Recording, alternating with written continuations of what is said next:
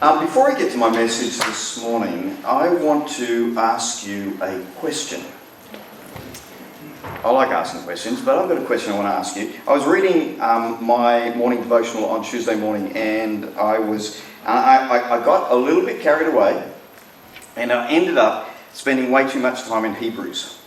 Now, is that a sacrilegious thing to say in church? You know, I was like, and I came across this passage of scripture, which I have never preached on because I'm an Aussie. And you'll understand when I tell you what the verses say. But in Hebrews chapter 13, verse 17, it says this: obey your spiritual leaders and do what they say. Their work is to watch over your souls, and they are accountable to God. Give them reason to do this with joy and not with sorrow. That would certainly not be for your benefit. Now, obviously, I just said I'd never preach it, and here I am talking about it in church, right? So you're probably thinking, oh, he's sneakily got that in. But it got me thinking about what it is that you would say that I've asked you to do over the last couple of years. Now, we won't go back any further than that because it wouldn't be fair on the men amongst us here today. But when you think of me and what you've heard me teach, preach, say to you in conversation, what would you say is the main thing that I've asked you to do?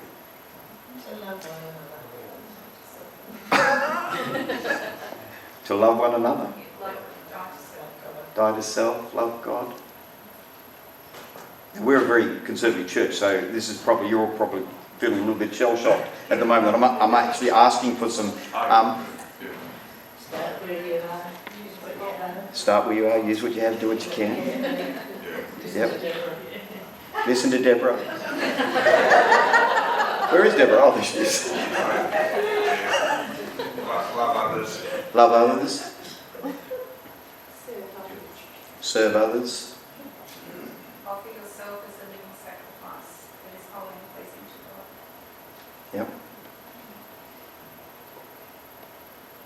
So that's what I've said. Those sorts of things. And actually, the truth of the matter is, when I look back over the last 2 years, I've said the same thing over and over again from different angles. And basically, it all boils down to obeying the commands of Jesus. You know, a disciple is someone who obeys the commands of Jesus. There's a lot of talk in the Christian world at the moment about discipleship. We're supposed to make disciples.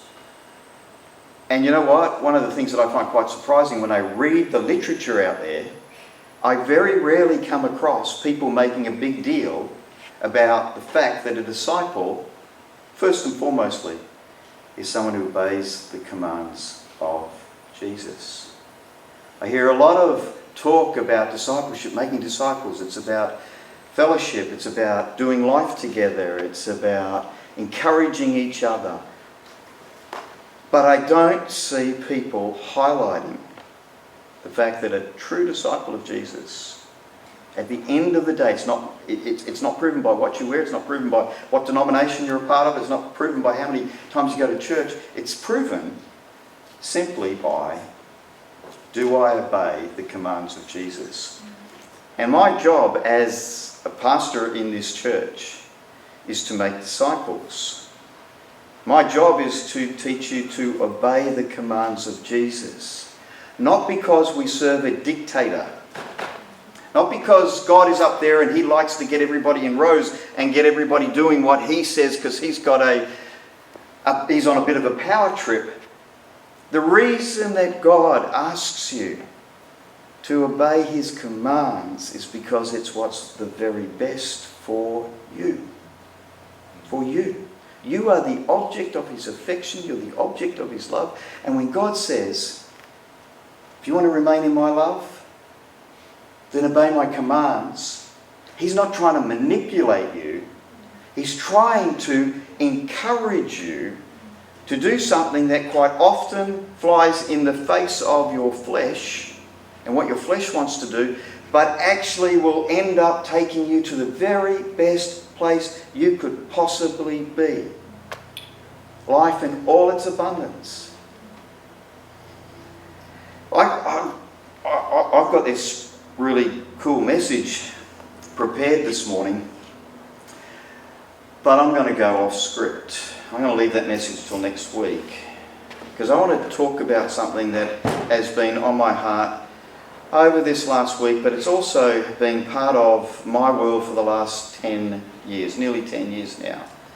And I just want to make something really, really clear to everybody here today, because I think this will be for your benefit, for you to hear this. I had two conversations this week with people from our church, and they were really great conversations. And in both of them, the person I was talking to said that I have a great focus on the community. That my focus is like community, and that's a great thing. And they were really encouraging as they were saying that. But I went away from those conversations and I started to think, because obviously I'd already been thinking about this Hebrews question. What is it that you would say if I was to ask you what is it that I'm constantly asking you to do? I was already thinking about that, and then I went away and I thought, the impression that people have of me is that I'm the community guy. In fact, in our state, amongst the pastors in our state, they think that community engagement is my thing. I actually head up the community engagement arm of the ACC. So people look at me and go, oh, he's the community guy. He's the guy that's out there in the community. He loves the community. But that's not actually, I was going to say that's not actually true. I do love the community. Okay, I just want you to know that. I do love our community.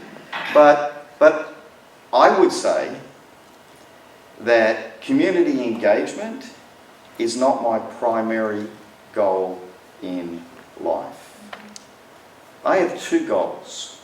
The first one is Jesus. It's always been there. Jesus has always been the guiding star for my life. And the words of Jesus have always been the challenge to my behaviour and my focus.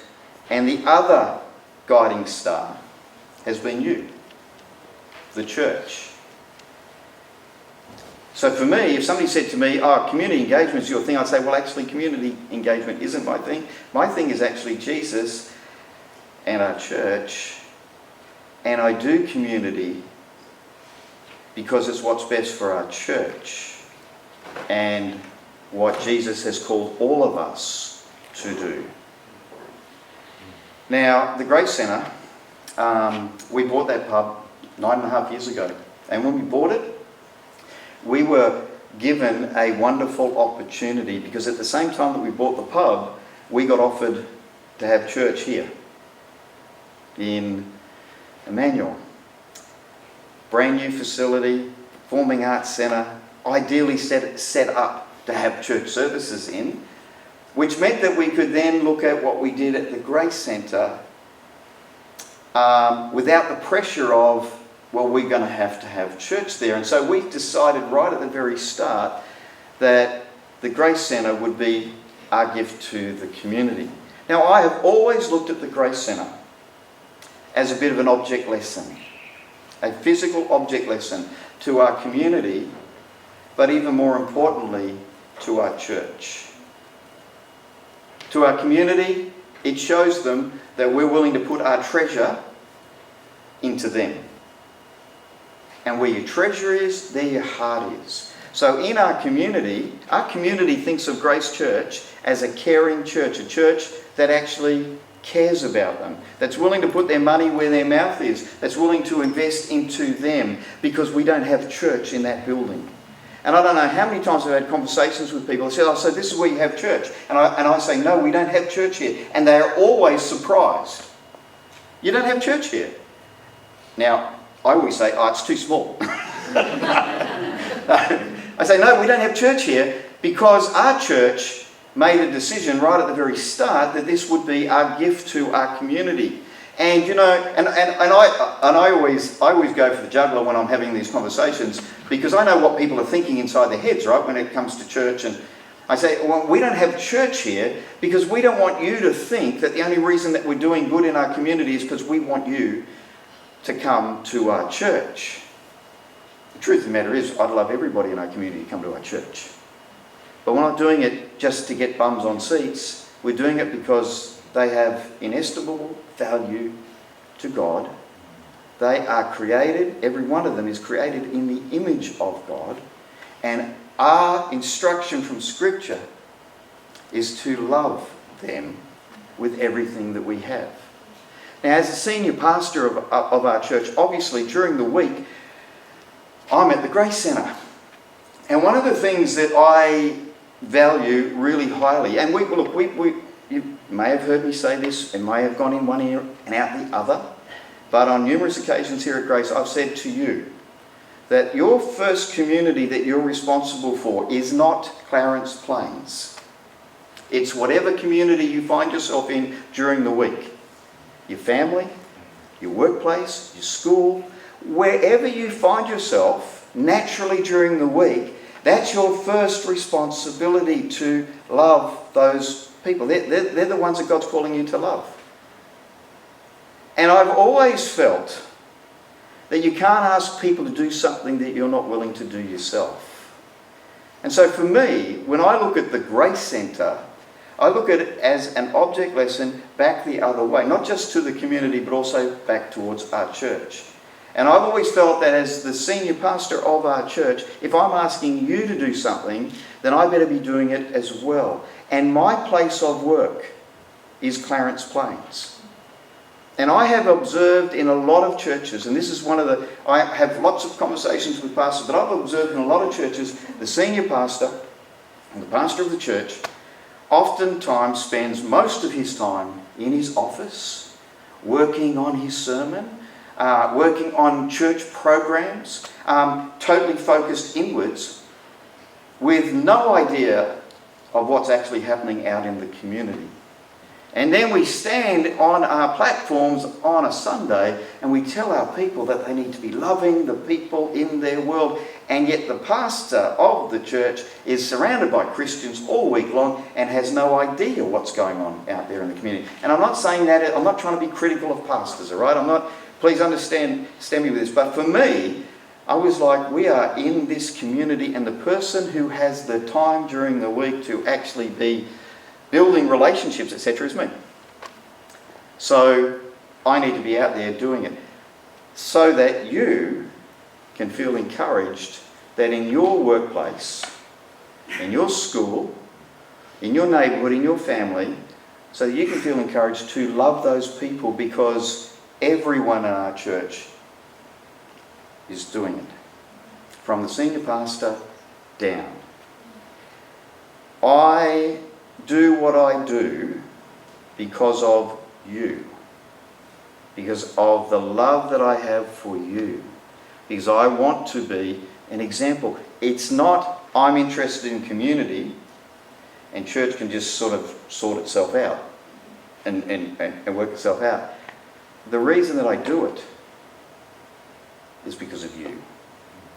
So I want you to realise that when you think of the Grace Centre, when you see what we're doing at the Grace Centre, I'd like you to think to yourself, especially if you're feeling a little bit depressed or a little bit discouraged, our senior pastor stuck out 736 days in a place. That was before we built the offices, right? Went there every day for 736 working days, a smelly, stinking old pub, because you're worth it. Because you're worth it. Yes, the broader community is worth it, absolutely. But for me, it was you. It was you.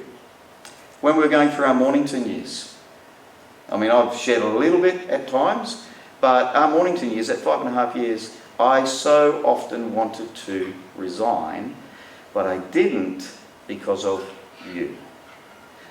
Notice I didn't say I didn't because of God. Because here's the thing.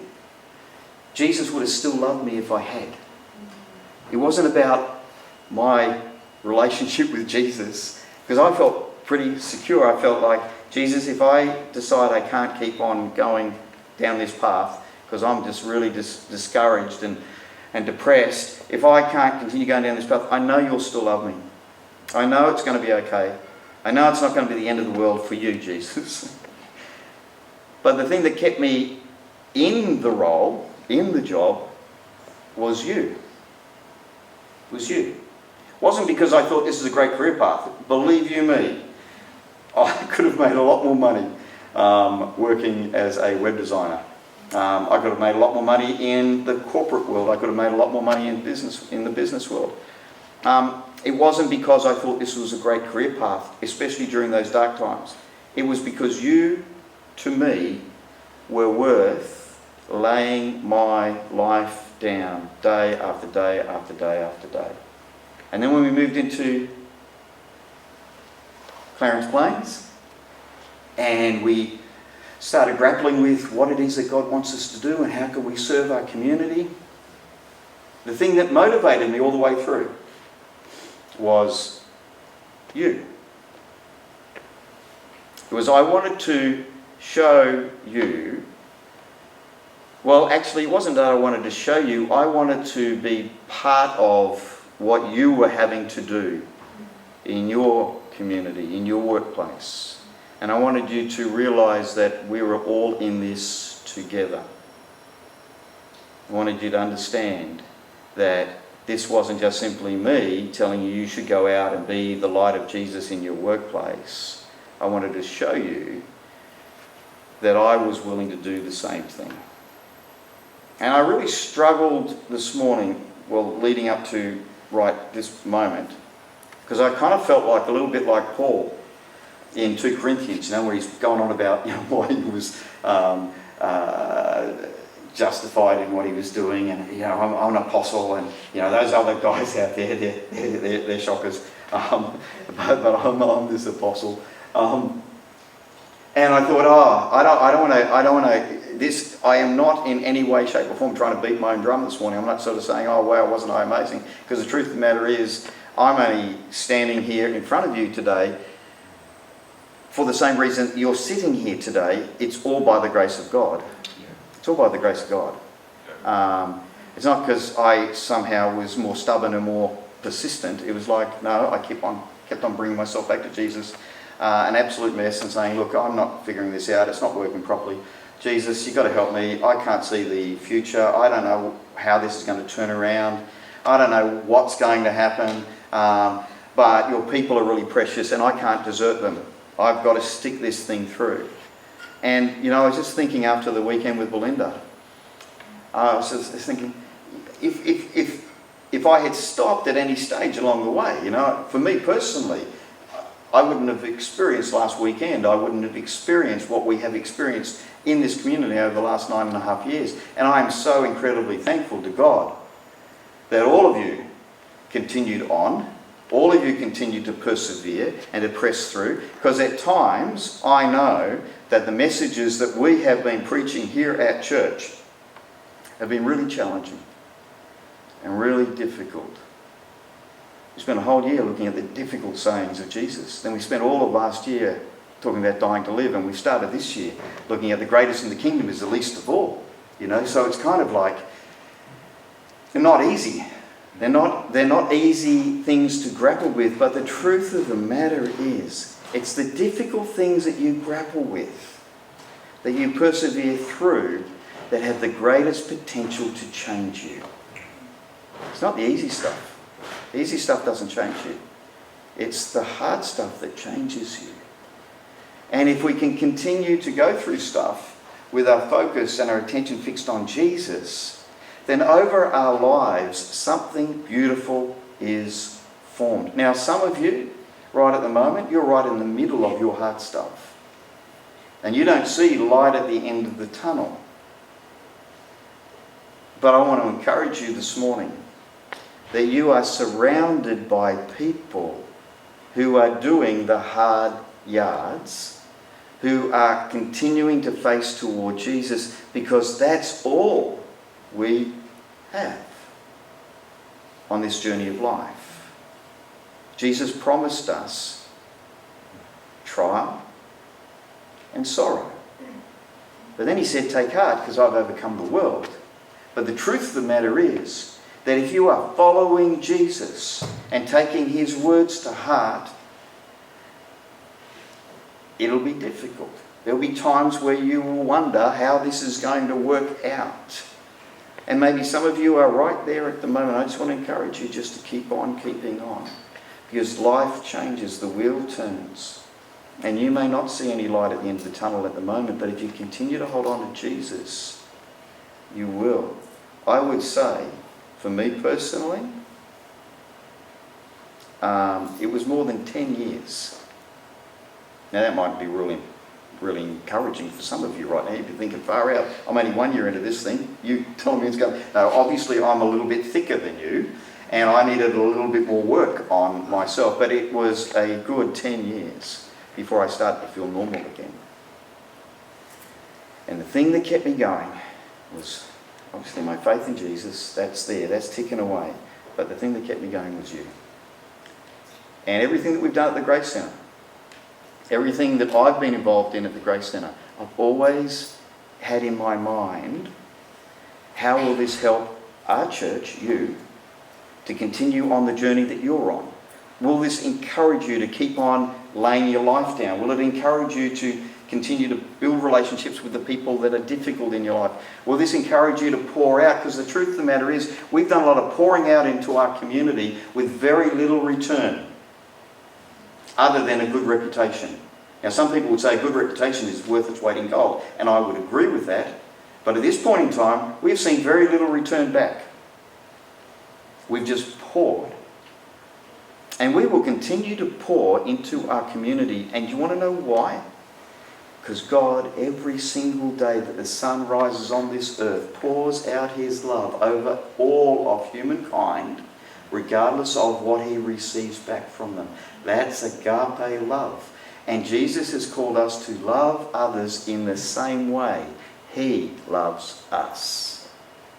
And we will continue to love our community. We'll continue, you will continue to love your family. You'll continue to love your church. You'll continue to love the people that you work with, regardless of what you receive back. And we'll continue to do that till the day we leave this planet. Because I have a goal in life. And it's to have Jesus say to every single one of you, when you stand in front of him, well done, good and faithful servant. So the question that I asked myself was, what is it that Jesus is looking for? And if Jesus is looking for something, then I better be telling you what it is over and over and over again. And you will hear Jesus say, well done, good and faithful servant. If you have done your darndest to obey his commands. He made it really simple. He said there were two, and one proved the second. The second proved the first. The first was love God with everything you had.